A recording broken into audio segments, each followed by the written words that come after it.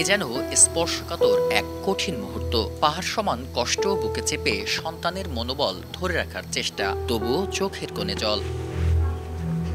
দুরারোগ্য ব্যাধি ক্যান্সারে আক্রান্ত ৩০ বছরের যুবক ওয়ারিদ মাহমুদ। শয্যাশয়ী সন্তানের পাশে সেবায় নিয়োজিত মা নিজেও ক্যান্সারে আক্রান্ত। জীবন মৃত্যুর সন্ধিক্ষণে মায়ের চোখের জল সন্তানের কাছে বড্ড বেমানান। তাই তো চোখের পানি মুছে দিয়ে সৃষ্টিকর্তাকে ডাকার আহ্বান সন্তানের।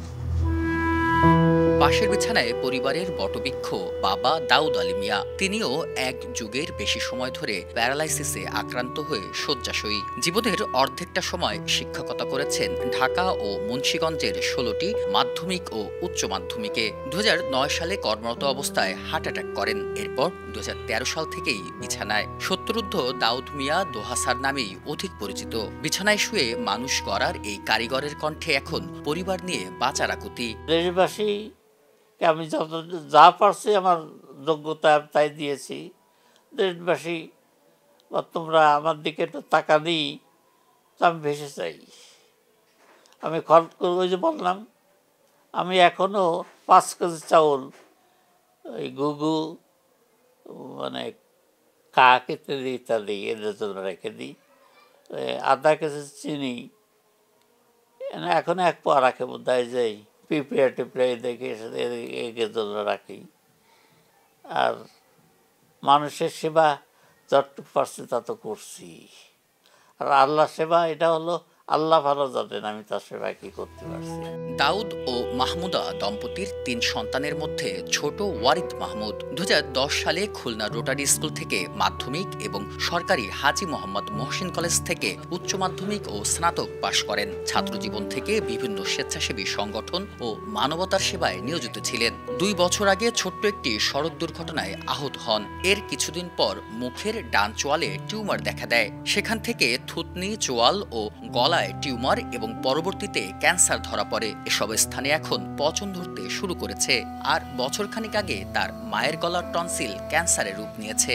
এখন বাঁচার লড়াইয়ে দুজনকেই দিতে হচ্ছে কেমোথেরাপি। তবে অর্থাভাবে তাদের চিকিৎসা বন্ধ প্রায়। নিজের জীবন নিয়ে তেমন কোনো ভাবনা না থাকলেও নারী ছেঁড়া ধনকে বাঁচাতে আকুতি মায়ের। একদিকে আমি অসুস্থ, আমার বাচ্চা অসুস্থ, আমরা মারা যাব। আল্লাহ আমাদের যে কদিন হায়াত দুনিয়াতে দিয়ে পাঠাইছেন আমরা ততদিন বাঁচবো, না থাকলে আমরা বাঁচতে পারবো না।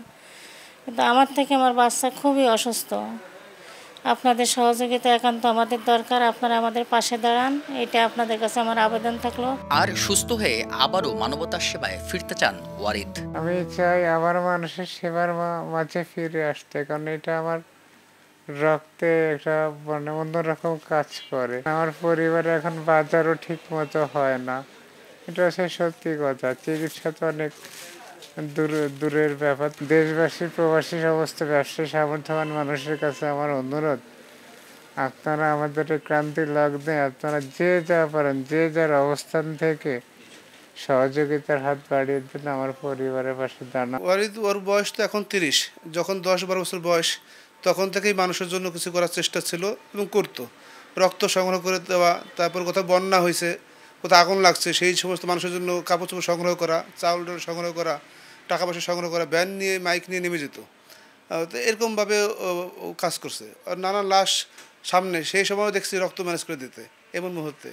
তো ওর যে আজকে এই অবস্থা হবে এটাও চিন্তা করতে পারেনি, আমরা কখনো চিন্তা করি নাই। তার কেমো বাদ দিয়ে সে মায়ের কেমোর জন্য মানে মানুষের কাছে আর্তনাদ করছে যাতে তার মায়ের কেমোটা তাড়াতাড়ি হোক। আমি দেশবাসী সহ সকল বিত্তবান মানুষের কাছে আহ্বান জানাবো যাতে তার প্রত্যেকটা মানুষের সাধ্য অনুযায়ী ওয়ারিদ ভাইয়ের জন্য কিছু করা। খুলনার খালিশপুর ক্রিসেন্ট গেট এলাকায় বসবাসরত পরিবারটির চিকিৎসার জন্য প্রতি মাসে প্রয়োজন লক্ষাধিক টাকা। বেলাল হোসেন সজল, সময় সংবাদ, খুলনা।